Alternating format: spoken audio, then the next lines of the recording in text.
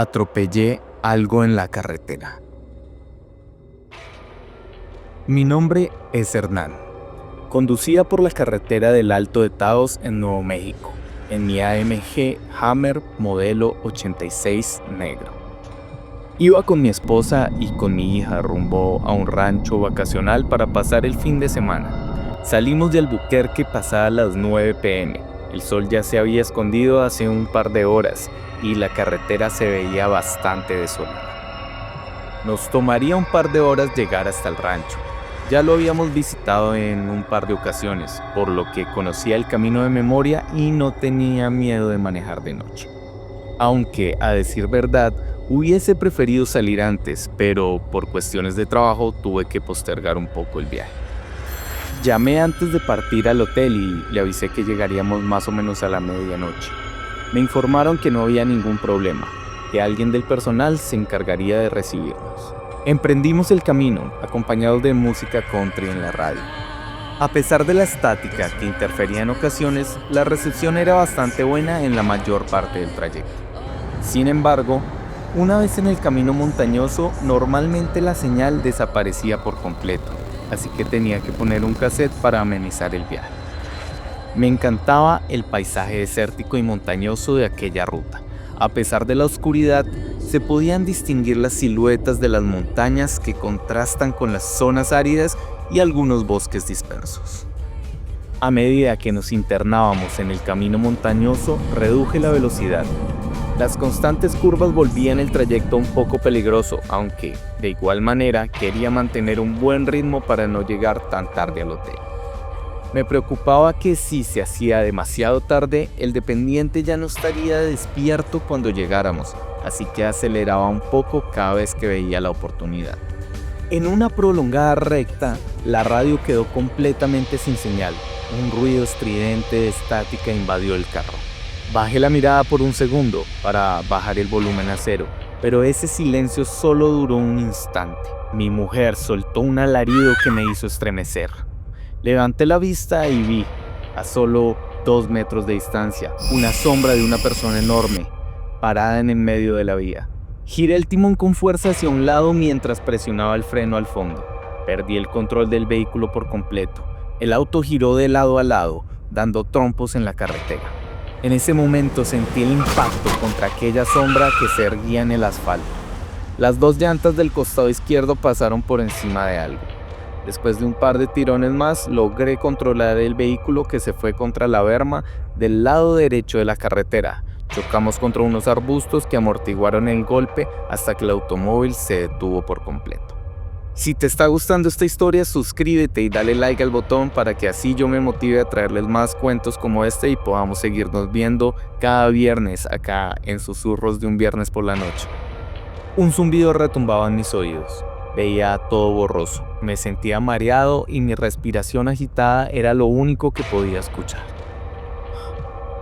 Pasé varios segundos en ese estado hasta que recuperé la conciencia. Entonces, escuché los quejidos de dolor de mi esposa y volteé de inmediato para revisar a mi hija, que estaba en la parte trasera del auto. Afortunadamente, no había sufrido ningún daño, pero mi esposa se había torcido el tobillo, provocándose un esguince. No era una herida de gravedad, pero el dolor la hacía gemir con angustia. Noté que el automóvil estaba inclinado hacia el lado izquierdo. Bajé a revisar y descubrí que ambos neumáticos de ese costado se habían estallado. Estaban completamente inservibles. Entonces recordé, la persona que se había atravesado en la carretera, tal vez estaba herida. Miré hacia atrás, pero en la oscuridad no podía divisar nada. Volví al auto y saqué de la cajuela una linterna potente. Alumbré la carretera y comencé a gritar, esperando que alguien respondiera, pero no hubo ninguna respuesta. Me acerqué al faro delantero del auto y vi un rastro de sangre sobre él. Mi corazón se aceleró. Tal vez no era una persona, quizás se trataba de algún animal, uno que ahora yacía malherido en medio del bosque. Tomé un revólver Colt de la guantera, miré a mi esposa y a mi hija y les advertí que no salieran del auto bajo ninguna circunstancia, que iba a buscar ayuda. Si no estaba equivocado, había una estación de gasolina a un par de kilómetros de allí. Es más, al mirar a lo lejos, creí ver el destello de la luz artificial que ésta producía. Guardé la pistola, tomé la linterna y entregué las llaves del auto a mi esposa. Cerré la puerta y me aseguré de que quedara bien ajustada antes de prender la caminata. Llevaba un paso rápido, no quería dejar a mi esposa e hija solas demasiado tiempo. Desde la distancia podía ver claramente la estación de gasolina, así que apreté el paso. La luz intensa iluminaba todo el lugar a pesar de que era apenas una pequeña gasolinera de carretera. Esperaba que pudieran prestarme un teléfono para llamar al seguro o emergencias, o que el encargado tuviera algún repuesto de neumático o algún modo para remolcar mi auto hasta allá. Al llegar, intenté gritar por ayuda, intentando llamar la atención, pero no recibí respuesta. Había una pequeña tienda de víveres junto a la estación, así que supuse que el encargado debía estar allí adentro, ya que la luz del lugar seguía encendida. Abrí la puerta de vidrio y una pequeña campana metálica anunció mi llegada, pero nadie salió a atenderme. Me acerqué al mostrador, pero tampoco había nadie. Observé alrededor, buscando un teléfono que pudiera usar, pero no vi ninguno. Salí de la tienda y me dirigí hacia una casa rodante estacionada a un costado de la estación. La luz también estaba encendida y, para mi sorpresa, la puerta estaba entreabierta. Entré con cautela y saludé en voz alta para no sorprender a nadie y evitar un malentendido, pero nadie respondió. Entonces lo vi. Un hombre de unos 50 años yacía en el suelo, bañado en sangre, agonizante. Respiraba con dificultad y tenía una gran herida en el vientre, la cual intentaba tapar con sus manos, pero la cantidad de sangre que había perdido era aterradora. El lugar olía a pólvora y a su costado vi una escopeta. Me arrodillé de inmediato para auxiliarlo, pero era inútil, no sabía qué hacer. Le pregunté que quién le había hecho eso, pero antes de que pudiera decir una sola palabra, su vida se apagó. Me quedé en shock. Mi mente solo pudo pensar en una cosa: regresar. Corrí tan rápido como pude de vuelta a la carretera. Durante todo el trayecto, ni un solo automóvil pasó. Cuando estuve cerca del auto, decidí apagar la linterna. No quería llamar la atención de quien fuera que había hecho eso. Logré divisar el vehículo a lo lejos y algo no estaba bien. No había luces encendidas y una de las puertas estaba abierta. Corrí con todas mis fuerzas y al llegar me encontré con lo que tanto temía. Ni mi esposa ni mi hija estaban dentro del auto. Empecé a gritar desesperado, llamándolas por sus nombres a todo pulmón. Solo podía imaginar la imagen del hombre desangrándose y pensar que eso mismo les había ocurrido a ellas. Grité por casi 5 minutos mientras iluminaba con la linterna los árboles cercanos, tratando de ver si estaban por ahí.